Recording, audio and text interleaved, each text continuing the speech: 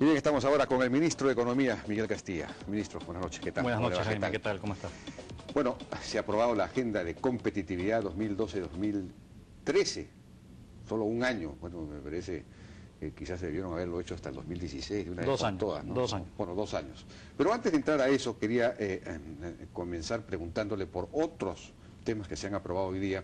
Hoy día hemos visto que se han aprobado, lo comenté al comienzo, 4 decretos legislativos vinculados al combate de la minería ilegal, el narcotráfico, etcétera, que está muy bien, pero se había anunciado en el pasado, en relación a todo el problema de Conga y todo lo demás, una reestructuración de la gestión ambiental del Estado en general, de fortalecimiento de la administración, de la institucionalidad vinculada al tema ambiental.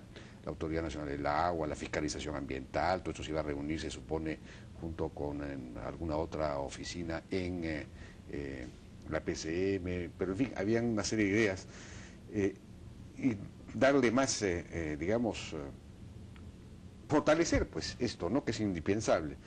De eso no hay nada todavía.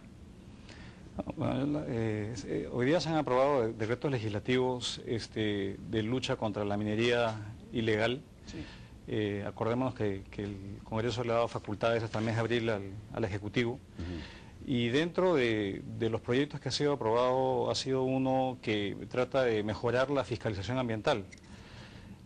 Lo que plantea... en los gobiernos regionales, ¿no? En general, ¿no? Fortalecer la fiscalización ambiental para el combate a la minería informal, la minería ilegal. Lo que menciona es un tema de la PCM, entiendo que se están viendo distintas formas de poder fortalecer y que estas instancias, el ANA, etcétera, tengan, digamos, la credibilidad y que tengan la confianza en los temas que tienen encomendados, pero es un tema, digamos, que lo está viendo la PCM.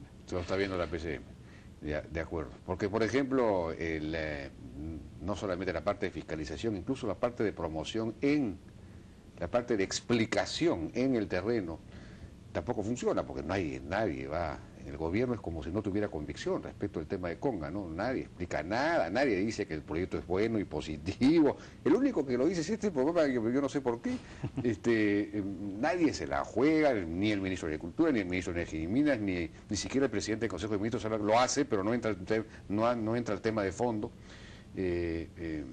No hay una campaña, menos hay una campaña en la localidad. Claro, el Ministerio de Energía y Minas no tiene esa capacidad, no tiene la suficiente capacidad de explicación, de convicción, de ir a los sitios, de liderazgo, ¿no? Son temas que van más allá de lo que a mí me compete. Lo que sí debo decir es que si uno está en un proceso de peritaje, lo que debe imponerse es la prudencia y la ponderación. Entonces, está en proceso de evaluación ese proyecto, y yo creo que lo que debe imperar debe ser la prudencia de todos los actores y no pronunciarse hasta que haya pues un resultado. Bien. Se anunció, el presidente Humala anunció ayer el metro, el subterráneo, la línea número 2, que va de Ate al Callao, un proyecto que costaría por lo menos $2.000 millones, una gran noticia sin duda para Lima, ¿no? Pero se dice que habrá 2 años para hacer estudios, los estudios que durarían mínimo 2 años. Yo entrevisté acá a Raúl Delgado hace un tiempo, y él sostiene que los estudios, y se lo pregunté ayer al ministro de Transportes y lo ratificó, los estudios ya están hechos, es decir, ya hay el estudio de la demanda, por ejemplo, está perfectamente hecho ya y actualizado hasta el 2010. Lo único que faltaría son los estudios de mini detalle de ingeniería, pero eso es algo que se hace pues conforme se va avanzando. ¿Por qué no ir de frente al proyecto? Porque el proyecto en la construcción de un metro es una cosa muy larga, no cuesta, de un subterráneo, digamos, toma mucho tiempo. Entonces, si además le vamos a agregar 2 o 3 años, si se dice 2, van a ser 3 por lo menos de estudios, esto es para no terminar nunca. No, se ha creado una comisión especial, se le ha hecho el encargo a Proinversión, y hay una comisión especial de monitoreo del MTC y el Ministerio de Economía para que los tiempos sean los más apretados posibles. Y son estudios de ingeniería, digamos, hacer una obra de esa envergadura Evidentemente uno tiene que tener certeza para justamente evitar costos más elevados de lo planteado inicialmente y tener claridad, digamos, de un proyecto que es muy importante para Lima, ¿no? Y es, creo que el comienzo de la construcción de una red de transporte masivo en la ciudad que tanto nos hace falta. Entonces yo creo que se está avanzando, los estudios no va a ser un impedimento para que la obra se inicie, pero se tiene que hacer las cosas bien. Va a pasar por el SNIP, un SNIP abreviado, porque como bien dice, ya hay estudios de demanda que hay que validarlos, y son los estudios de ingeniería los que toman tiempo. Bueno, pero eso se pueden hacer pues conforme se va haciendo el trabajo, la obra misma, como se ha hecho con la línea número 1 del metro, porque el metro no se está comenzando, ya se hizo, se está construyendo, se está terminando de construir la línea. Probablemente, pero es un tema que le compete al sector transportes, pero probablemente se puede ir avanzando en tramos, pero lo importante es tener certeza técnica de cuál es el mejor trazado. Es una obra de tal envergadura que tiene que ser bien hecha. No, eso sí, sin duda, claro, para eso me imagino que se contratará pues a una muy buena empresa constructora, en fin. Y hablando de estas grandes obras, que de todos modos es una gran noticia porque se haya anunciado esto, ¿no? Porque la sensación que había es que hay una cierta parálisis en las concesiones, en el fomento, todo lo que tiene que ver con la promoción a la inversión privada en infraestructura. Proinversión no saca nada hasta ahora. Se ha anunciado un programa para este año de 2.400 millones de dólares, que es una cosa relativamente pequeña, ¿no? Antes se habían priorizado en la época del gobierno anterior más de 12.000 o 13.000 proyectos por 12.000 o 13.000 millones de dólares. Digamos, esto se ha restringido a esa suma y si se priorizan 2.400 se ejecutan, según Gonzalo Prialé, la tercera parte, ya vamos a terminar con 600, 700 millones de dólares de ejecución. O de comienzo de ejecución, ni siquiera de... Entonces,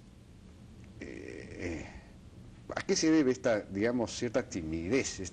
No hay timidez alguna, al contrario, estamos muy entusiastas porque tenemos ahora un planteamiento muy serio de llegar a una meta que creemos que es alcanzable. El primer año del gobierno anterior, acordémonos, se hicieron proyectos por menos de 2.000 millones de dólares en concesiones que capaz eran más fáciles de llevar adelante. Hemos potenciado a Proinversión con una persona muy experimentada en la materia. Se han reconfigurado los comités, incluyendo incluso a viceministros de los sectores para agilizar incluso los trámites, los estudios de los sectores que le encomiendan a Proinversión. Y estamos decididos a sacar estos proyectos. Yo de verdad que no sé con qué criterio se dice que es un porcentaje, y la prioridad que le estamos dando es que esto hace parte del plan de estímulo económico. Le damos igual de importancia al plan de estímulo fiscal con la inversión pública que a sacar adelante estos proyectos de concesiones en transportes, en electricidad, energía, en saneamiento. Y juguémonos por los resultados. Al 28 de julio tenemos una lista de proyectos que van a ser adjudicados por al menos 1.000 millones. Y van a haber sorpresas, pero yo creo que lo mejor es mostrar acciones y no discursos. ¿Sorpresas? De más proyectos, quizás. Qué bien. Pero mejor no es... Bueno, ese porcentaje sale de la experiencia histórica, ¿no? Cuando se priorizaron... Se dio incluso un decreto legislativo, dos decretos de urgencia, perdón, el gobierno anterior, simplificando trámites y priorizando un cierto número de proyectos, los que se terminaban ejecutando, pese a esas simplificaciones y a esa prioridad con decreto de urgencia y todo, pese a todas las facilidades, se terminaba ejecutando solo la tercera parte, ¿no? Ese es, digamos, Yo creo que el tema es tan importante porque si no invertimos en cerrar la brecha en infraestructura no vamos a poder seguir creciendo a las tasas que tenemos que crecer. Justamente el día de hoy hemos relanzado esta agenda de competitividad con 60 metas puntuales, medibles, con responsables y con rendición de cuentas al país 2 veces al año. Hoy día, de hecho, se aprobó en el Consejo de Ministros un decreto supremo que fortalece el Consejo de Competitividad, y este es un producto de un trabajo de muchas personas del sector público, del sector privado, de la academia, en 7 objetivos. Y uno de los objetivos centrales para la competitividad es mejoras en la infraestructura y la logística. A esto se suman otros objetivos centrales y son metas que creemos que son realizables para ganar credibilidad en este proceso tan importante de impulsar la productividad y la competitividad del país. Obviamente la infraestructura y la logística son aspectos centrales y estamos trabajando en ello. De acuerdo, sí. Además, incluso para tratar de crecer este año, ojalá pudiéramos crecer 7%, obviamente ni siquiera el Banco Central está dando 7%, no sé cuánto piensa el Ministerio de Economía que se va a crecer este nosotros año. en nuestro escenario base, básicamente ponemos un crecimiento de 5,4% este año.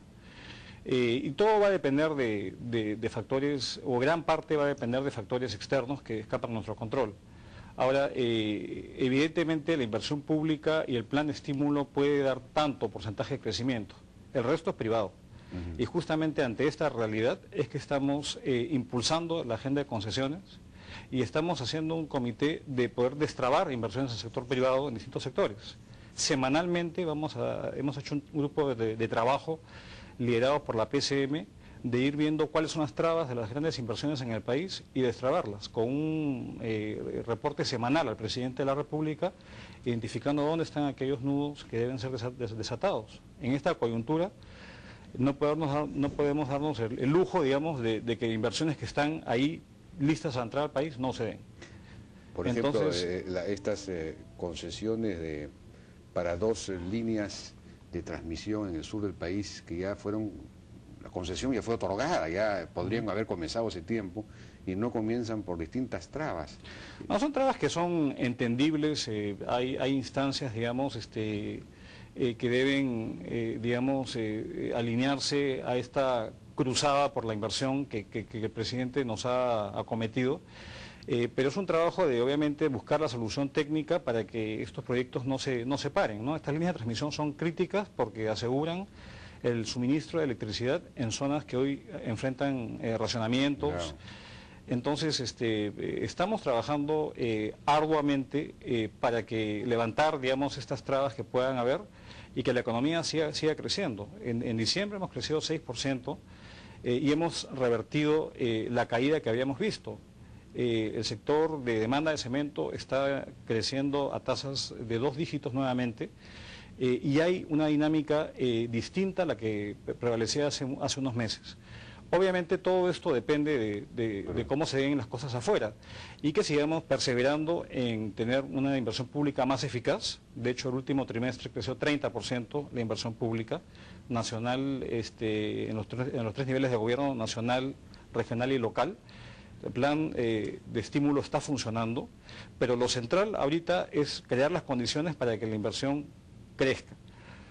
Y la inversión no solamente es el único sostén del crecimiento, la productividad, la competitividad es muy importante y hemos establecido en 7 áreas de trabajo metas muy específicas, atándolas a presupuesto por resultados, por ejemplo, para que haya una evaluación, una rendición de cuentas y poder avanzar. En esta agenda de competitividad, por ejemplo, el plan del 2005 se ha cumplido el 20%.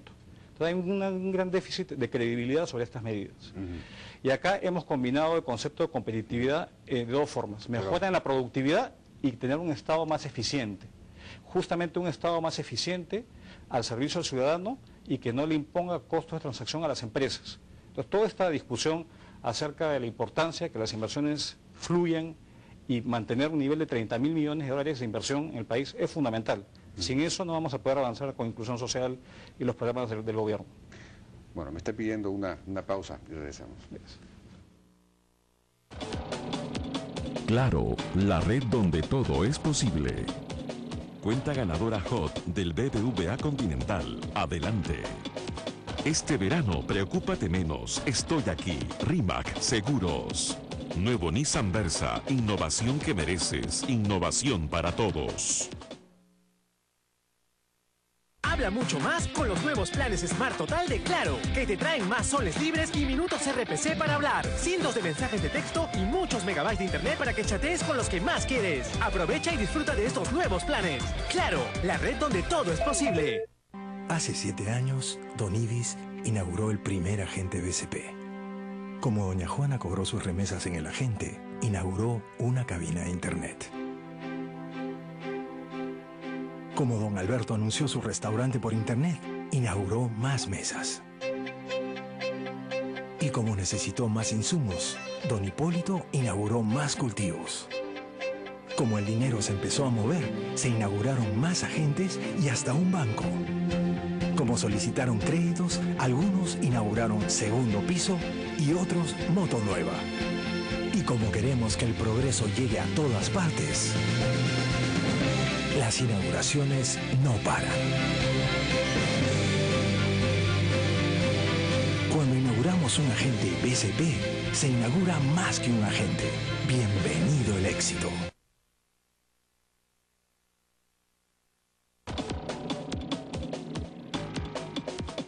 Bueno, seguimos conversando con Miguel Castilla, el ministro de Economía. Bueno, usted decía, ministro, que en diciembre nuevamente hemos empezado a retomar velocidad de crecimiento, hemos crecido 6%, esa etapa, digamos, que estuvo dominada por la incertidumbre política habría comenzado a pasar, aunque todavía no se han recuperado los niveles de confianza empresarial que mide el Banco Central de Reserva, ¿no? Pero de todos modos son mucho mejores que hace 3 o 4 o 5 meses. Entonces, si esto es así, este año de repente podríamos volver a crecer 8%. ¿Por qué no pensar en esa posibilidad, o 7%, y no pensar solo en un 5%? Yo creo que se ha establecido eso como escenario base. Y un escenario base obviamente tiene la posibilidad de ser mucho mayor que eso. Y todo va a depender de la magnitud del crecimiento global, la magnitud de cuánto menos crezca el mundo, y cómo se resuelven los problemas en Europa. Todo está medio contenido, se ha dilatado una semana más el plan de salvataje en Grecia. Hoy, que estuvo de visita el ministro de Relaciones Exteriores alemán, yo le preguntaba, ¿no? Y van a hacer salvataje a Grecia, y me dice, bueno, depende si es que cumplen las metas establecidas en el programa que tienen con la Troika, ¿no? La Comisión, claro, el Banco Central y el Fondo Europeo y el Fondo Monetario. Pero sí tenía conciencia de que este problema, que es aislado, pudiera afectar a otras economías más grandes, ¿no? Entonces yo creo que en este contexto todavía de incertidumbre hay que ser cauteloso, pero tenemos un potencial de crecimiento alto. El potencial de crecimiento del país es 6,5%. Pero en medio de esta incertidumbre que es notoria, es decir, todo el mundo sabe que Europa está en problemas, etcétera, sin embargo, hay una dinámica interna independiente de eso. Está creciendo, como usted bien dice, el consumo, la gente sigue invirtiendo de alguna forma, en fin.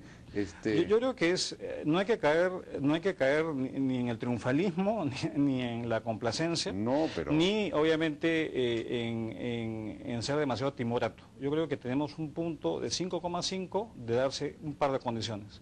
Que la inversión pública crezca 30%, que la inversión privada crezca al menos 8%, si es más allá de eso, en buena hora, y que el mundo se plantee un escenario, digamos, de moderado crecimiento como estamos viendo.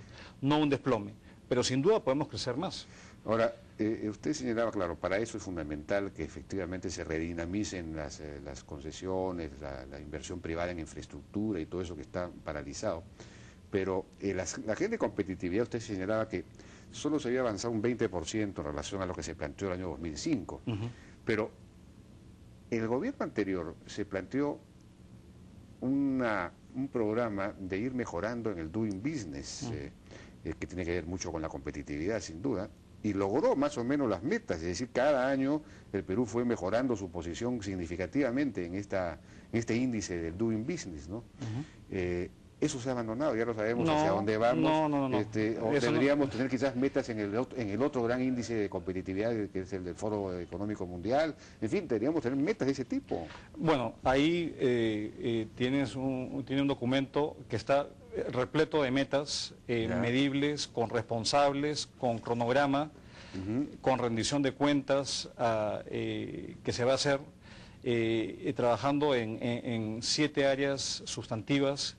Una de ellas, obviamente, es la simplificación de los trámites, donde efectivamente han habido avances importantes, pero estamos apostando por la ciencia, la tecnología y la innovación, crear, digamos, un sistema adecuado, propiciar la industria de capital de riesgo, el financiamiento de estas actividades, trabajar, obviamente, el tema de la infraestructura, la logística, poder intensificar el uso de las TICs, de las tecnologías de la información y de las comunicaciones. En gobierno electrónico estamos muy rezagados y podemos tener un Estado mucho más transparente y eficiente de aplicar estas medidas.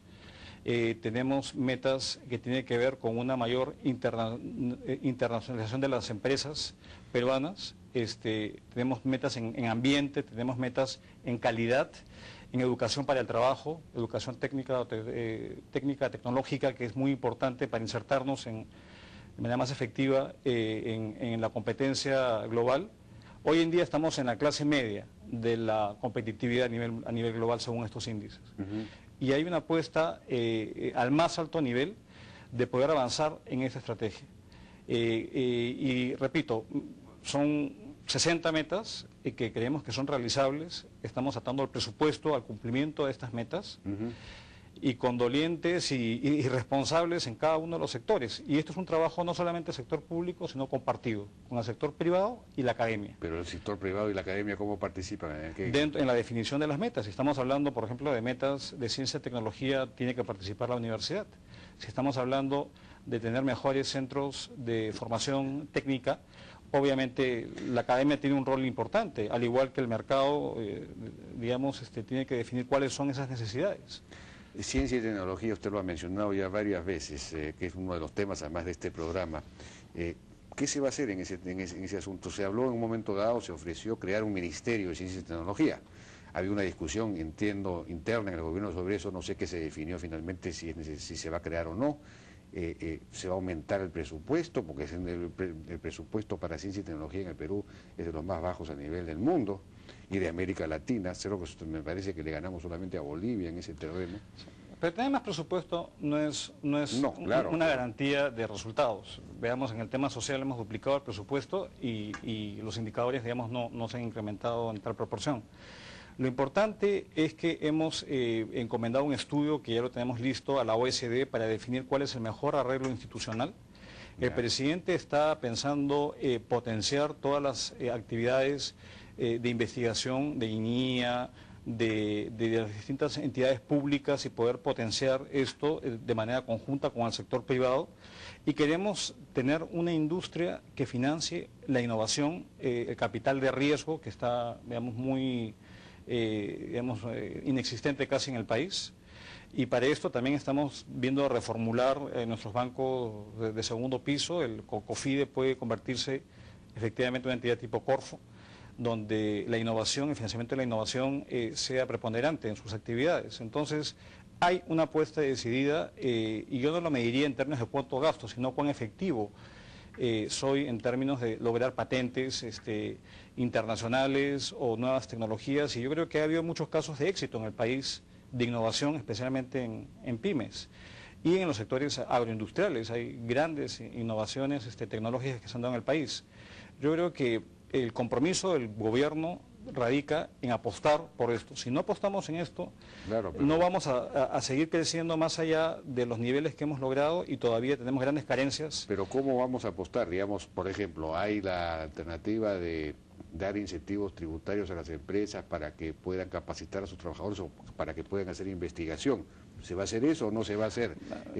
Hay el canon hay el 5% del canon va a las universidades para investigación. Correcto. No se gasta nada en eso.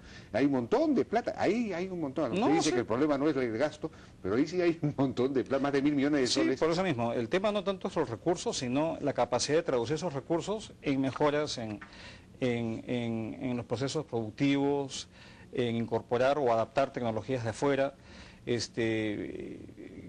Hay una apuesta importante de fortalecer los fondos concursables, el FINCIT, el FIDECOM, y asimismo propiciar de que haya financiamiento también privado con capital semilla público que se dedique a esto que puede ser un gran cuello de botella en nuestro crecimiento futuro. Claro. Pero estamos trabajando en ello. Crear un ministerio o no, eso no está en agenda ahorita. Lo importante es las acciones que se lleven adelante. Y yo creo que estamos en un momento donde se está alineando el sector privado, la academia y el gobierno para sacar adelante una agenda que es ambiciosa, pero es realista. Y vamos a rendir cuentas. Espero que me invite en 6 meses para poder rendir cuentas acerca de los avances, y lo importante es el compromiso que el gobierno tiene en esta agenda. Esta agenda estaba dormida por mucho tiempo y se ha reactivado, y yo creo que eso es muy importante destacarlo en adición a nuestro esfuerzo de tratar de destrabar la inversión privada, que es fundamental para el país. De acuerdo, bueno, ojalá pues que se pueda hacer algo efectivamente en esos terrenos, porque, por ejemplo, acá se plantea fortalecer las capacidades empresariales para incrementar los niveles de productividad. ¿Eso qué significa? ¿Cómo se va a hacer? Esas son las empresas mismas las que si hay libertad de, si hay competencia, ellas se encargan de eso. ¿Qué puede hacer el Estado para...? Bueno, yo creo que hay distintas modalidades, están los famosos clústeres, conglomerados, que tantos han discutido y desde los 90 se vienen hablando de los famosos clústeres. El señor Porter viene acá anualmente, da su discurso, todo el mundo se emociona. ¿Y se va a hacer eso? Sí, se va a fortalecer los clústeres, los CITES, que son parte del Ministerio de la Producción, que han sido muy exitosos en lograr mejoras tecnológicas en sectores productivos. Le invitaría a revisar la agenda donde hay una cantidad de acciones concretas para poder avanzar empujando la frontera tecnológica del país. Si no hacemos eso, yo creo que estamos condenados a un crecimiento mediocre, y yo creo que la apuesta es lograr por lo menos un crecimiento promedio de 7%, que ha sido el crecimiento promedio de la década pasada que hemos tenido. Bueno, en internacionalización se habla de los servicios logísticos y aduaneros y el aprovechamiento de las oportunidades comerciales. Al respecto, habría que decir que la Cancillería cesó en buena cuenta a todos los consejeros comerciales que teníamos, que eran muy buenos, la mayor parte de ellos reconocidos por ADEX, por COMEX, como gente muy eficiente. Convocó a un concurso, a exigencia del sector privado, convocó a un concurso porque no pensaba convocar ningún concurso, un concurso sin bases. Se presentaron algunos de estos ex consejeros, ganaron y no fueron nombrados, sino nombraron en una ocasión uno que había quedado en 7º lugar, en otra ocasión a otro que... Es decir, una cosa pero precapitalista, premoderna, una cosa correspondiente pues a un Estado... No, yo no lo calificaría así en absoluto. De hecho, creo que nunca el Ministerio de Economía, el Ministerio de Comercio y la Cancillería han trabajado juntos. Hemos hecho roadshows juntos, estamos previendo hacer un viaje al Asia para promoción de inversiones y de comercio. La agenda de cerrar los tratados de libre comercio, el acuerdo multipartes con la Unión Europea es fundamental para nosotros.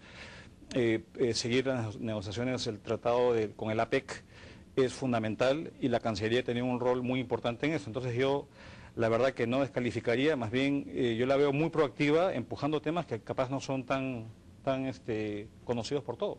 Bueno, pero en ese tema sí pues no sé qué les pasó entonces.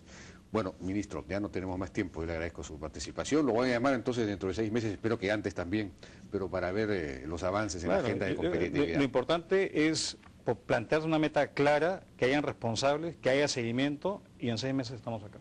Ahora, deberían poder, mostrar 2 o 3 metas que sean visualizables para que todo el mundo corra detrás de ellas, porque si no... el gobierno anterior fue claro de decir, el año tal vamos a llegar al puesto tanto en el Doing Business. Bueno, ¿y qué hay que hacer para eso? Todas estas cosas. Ese tipo de cosas que arrastren de alguna manera a la gente, ¿no? Te invito a revisar el documento. Bueno, son 60 metas. Va a ser un poco difícil que me concentre en 60 metas. Bien, ministro, muchas gracias. Muchas gracias, Jaime. Muy amable. Vamos a una pausa y regresamos.